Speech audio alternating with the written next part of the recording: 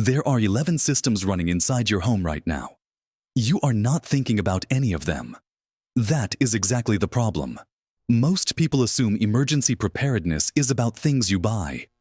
Water jugs, flashlights, canned goods. Those things matter.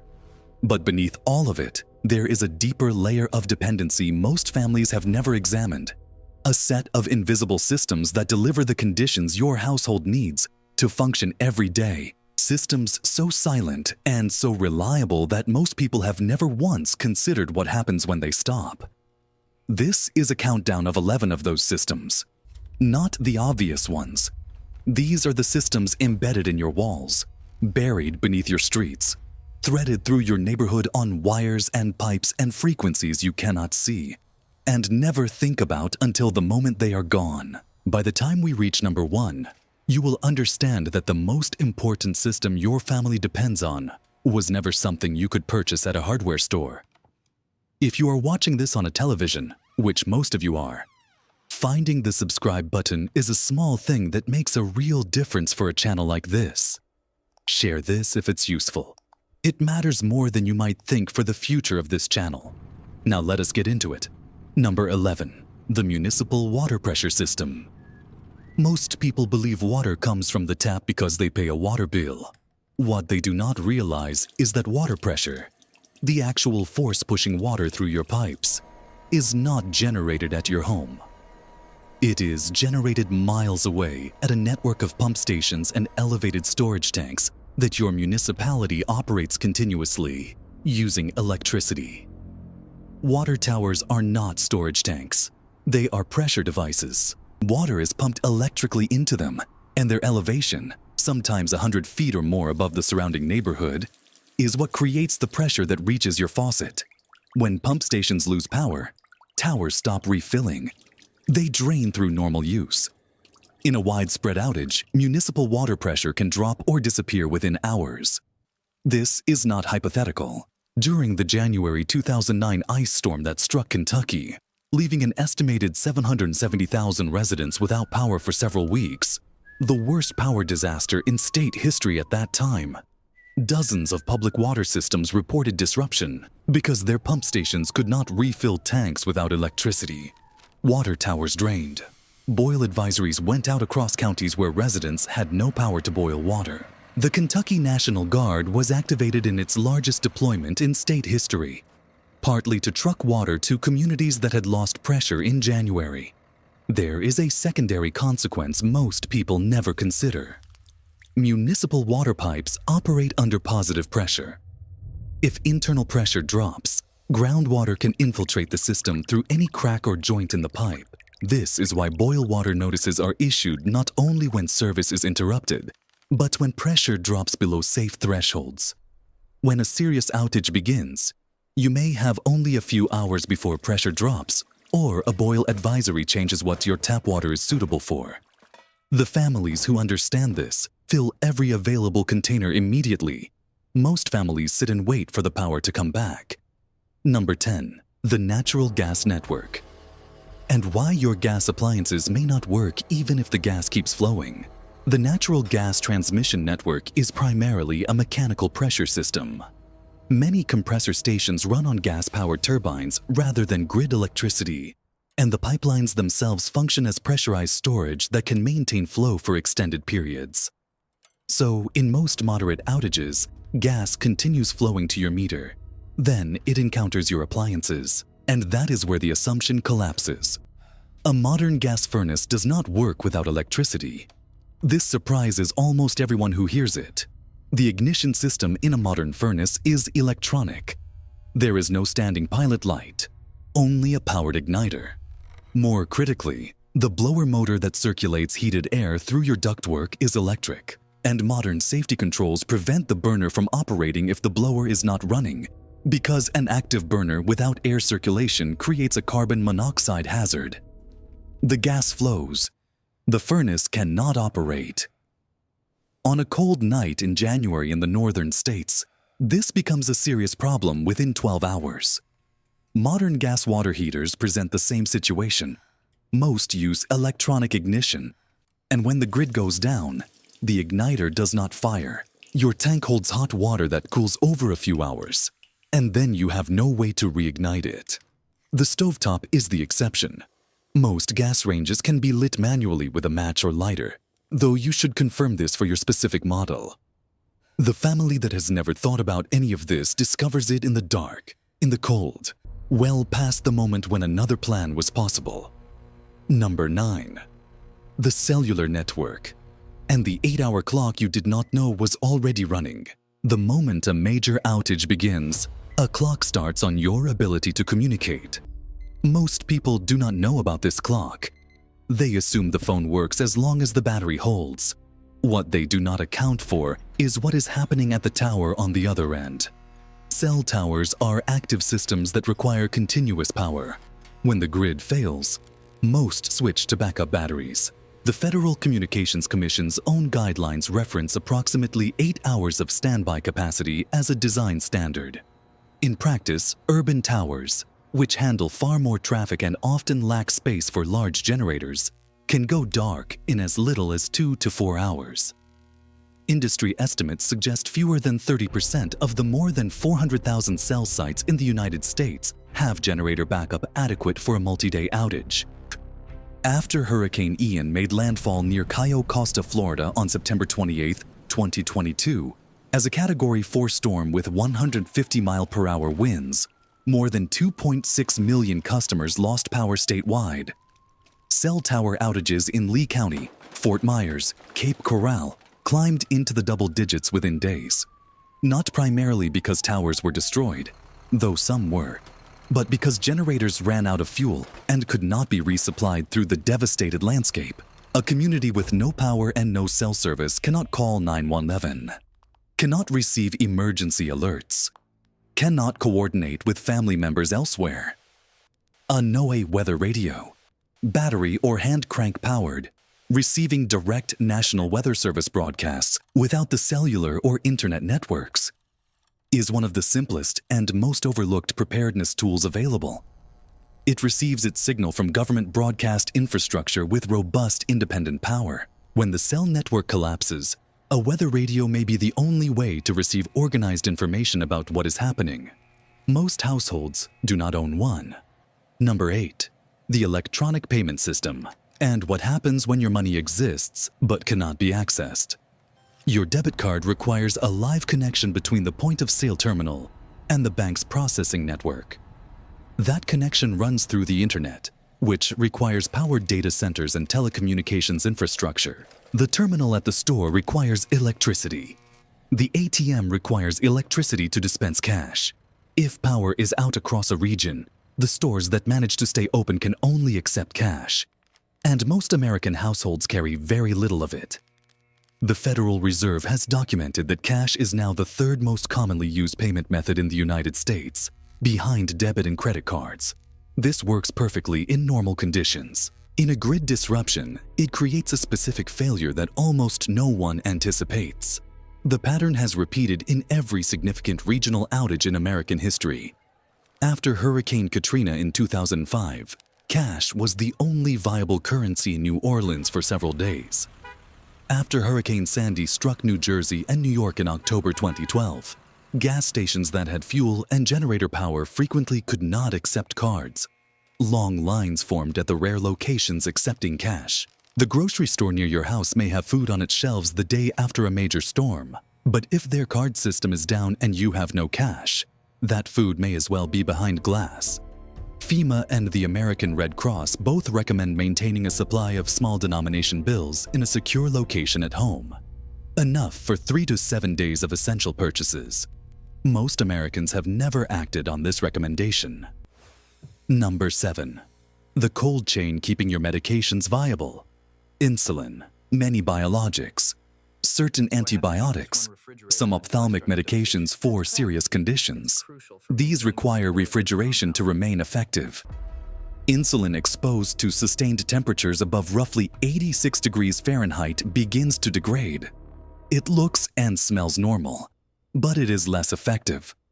A diabetic using degraded insulin who adjusts their dose based on the assumption that the medication is working normally can face a serious medical emergency. The CDC estimates approximately 37 million Americans are living with diabetes, with roughly 7.4 million using insulin. A standard refrigerator loses its safe temperature window within about 4 hours of a power loss. The preparedness gap here is not simply having a generator or a cooler with ice. It is knowing which medications in your household require refrigeration, the specific temperature thresholds for each, and having already spoken with a physician or pharmacist about what to do if refrigeration fails. This conversation almost never happens before it is urgently needed. Number 6. The fuel distribution system, and what happens when getting fuel requires the same electricity you no longer have. Modern gasoline pumps are entirely electrically operated. Without power, a station cannot dispense fuel even if its underground tanks are full. Some stations, particularly larger truck stops along major interstates, and some stations in hurricane-prone regions, have generator backup. Most neighborhood stations do not. The resulting pattern is predictable. An outage begins. People move toward gas stations. Lines form within hours. Stations with generator power sell through their supply rapidly.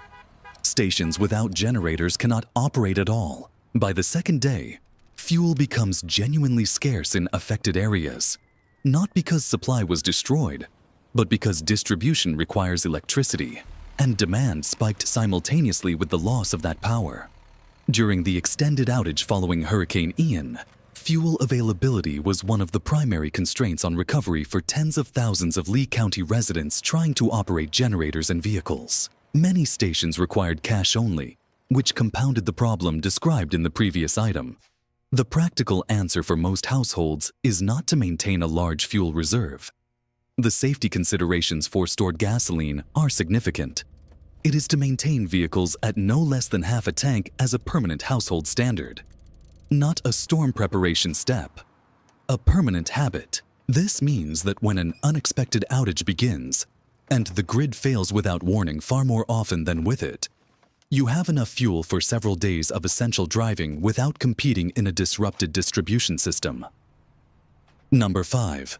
The prescription supply chain, and the 30-day cycle that creates a hidden vulnerability. Most insurance plans authorize 30-day supplies of maintenance medications, blood pressure drugs, thyroid hormones, seizure medications, psychiatric medications. The system is designed for normal conditions.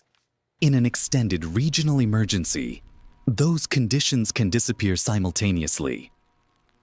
After Superstorm Sandy struck New Jersey and New York in October 2012, pharmacies across multiple counties were closed or without power for a week or longer. Residents near the end of their monthly supply cycle, with perhaps 5 to 7 days of medication remaining, faced genuine risk in situations where no local pharmacy could fill a prescription. The response is simple and almost universally skipped. For any daily maintenance medication, building a modest buffer beyond the standard refill cycle is one of the most practical preparedness steps possible. Request a refill several days before the bottle runs out rather than on the day it empties. Over time, this creates a small reserve. A secondary detail equally overlooked: knowing what medications are in your household, where they are, what conditions they treat, and when they expire, assembled into a single written list, is information that becomes acutely critical in an emergency and is almost never organized in advance. Number 4. The sump pump, and the failure that gets worse at the same time as everything else. A large share of American homes in the northern and midwestern states have basements requiring active water management through an electric sump pump. The pump activates automatically when groundwater accumulates and diverts it away from the foundation. It runs in silence. Most homeowners forget it exists until it fails. Power outages combined with heavy rainfall are among the most common weather emergency combinations in the country. When the grid fails and the pump loses electricity, groundwater begins accumulating. Depending on soil saturation and rainfall rate, a basement can begin taking on water within hours. The result is not just property damage. It is the destruction of anything stored there, including emergency supplies that many households keep in the basement. Battery backup sump pumps are not expensive and are not complicated to install. The percentage of American households that have one is remarkably low, given how commonly this scenario occurs. During the 2009 Kentucky ice storm, with 770,000 people without power for weeks, significant rainfall fell simultaneously across the Ohio River Valley. Homes without backup sump pump capacity saw water intrusion that made an already severe disaster worse. Two problems arrived together. Planning for one but not the other left many families facing the second problem with no response. Number 3. Heating and cooling, and how indoor temperature becomes a medical issue faster than most people expect. Healthy adults can tolerate a wide range of indoor temperatures with discomfort but without immediate danger. Infants cannot self-regulate body temperature and are vulnerable to both cold and heat stress far more rapidly. People over 75 have significantly reduced thermoregulatory capacity. Certain medications, beta blockers, diuretics, some antidepressants and antipsychotics further impair the body's ability to manage temperature extremes. A home in Minnesota or Wisconsin that loses heat in January drops below 50 degrees Fahrenheit within 8 to 12 hours in typical winter cold. A home in Phoenix or Houston that loses cooling on a July afternoon can exceed 95 degrees indoors within hours. The 1995 Chicago heat wave, which killed more than 700 people over 5 days. A toll initially invisible because the victims died quietly, alone in apartments, involved disproportionately elderly people living alone in upper-floor units where temperatures were lethal and nobody checked on them until it was too late. The preparedness implication is not simply to have a backup heating or cooling source. It is to know who in your household and in your immediate social orbit, your elderly neighbors, relatives with medical vulnerabilities, households with infants, is most at risk in a temperature emergency, and to have a plan for them that does not wait until the situation is already critical. Number 2, the waste removal system, the problem that grows quietly while every other problem demands your attention. Your toilet clears by gravity. For homes on municipal sewer systems, it will typically continue to function through a short-term outage. But the waste does not stop at your property line. It moves through a network of pump-fed sewer lines to municipal lift stations and treatment plants that use electrically powered pumps. Those pumps fail when the grid goes down. Lift stations have backup generators, but those generators have finite fuel, and in a prolonged or widespread outage, keeping them operational is a significant logistical challenge. During the September 2011 Southwest blackout, when a single operator error at an Arizona substation cascaded across San Diego County, parts of Arizona, and Baja California within 90 minutes, the San Diego Metropolitan Wastewater District documented sewage releases because pump stations lost power, and backup systems could not maintain full operations. Homes with basement bathrooms connected to sewage ejector pumps, used where the sewer connection is below the main line, face the same electrical dependency. Those pumps require electricity, and without it, the basement bathroom will not function and may back up. Knowing which waste system your home uses and what its failure mode is during an outage takes one phone call to your municipality, or one review of your home inspection records. It is information almost no one has assembled in advance, and it determines what you can and cannot do in your bathrooms when an emergency extends beyond a few hours. Number 1. The Household Emergency Plan. The one system that requires no electricity, no infrastructure, and no one outside your home to function. The one system entirely within your control. And the one that is almost universally missing. A household emergency plan is a physical, printed document, not a note on your phone, not a file in cloud storage, a piece of paper in a fixed, known location in your home, containing specific, agreed-upon information that every household member can locate and use without guidance. That document should include a complete list of every medication taken by every person in the household, with dosages and the prescribing physician's contact information, an out-of-state contact designated as the household's communication hub. Because in a regional emergency, local networks are often congested while long-distance calls may go through more reliably. the exact locations of the main water shutoff valve, the gas shutoff valve, and the main electrical panel. The address and phone number of the nearest emergency shelter as identified by your county emergency management office. Pre-made decisions for 3 scenarios: a short-term outage, an extended outage of more than 3 days, and an evacuation. Not general intentions, specific decisions. If we lose power for more than 3 days, we go here. If we evacuate, we leave within this window. We take these items and we go to this address. The University of Delaware Disaster Research Center, which has studied how families respond to emergencies since 1963, has consistently found that the households functioning most effectively during disasters are not the ones with the most supplies. They are the ones where decisions were made before the stress arrived, where family members knew what to expect from each other, where conversations happened before the crisis demanded them. Every system in this episode can fail because of forces outside your control. The water pressure depends on the utility. The furnace depends on the grid. The cell tower depends on backup power that may or may not last through the night.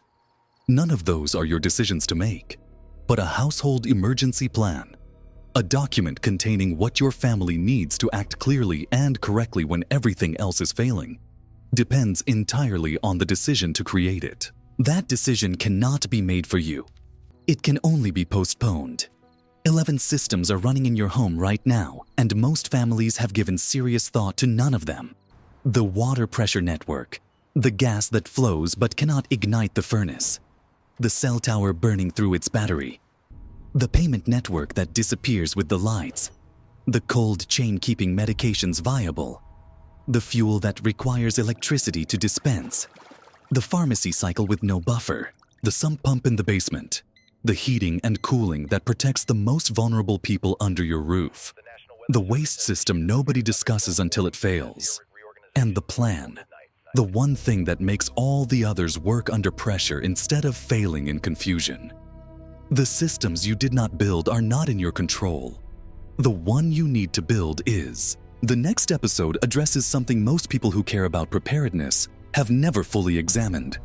Not just what to store in a long-term food pantry, but how long the specific things you are already storing actually last under real household conditions, and what beginner mistakes cause food that should last for years to become useless in months. That gap between assumption and reality is larger than most families I've noted that. expect, Let's put and these on the lower understanding shelf it then. changes every decision you make about what belongs in your pantry.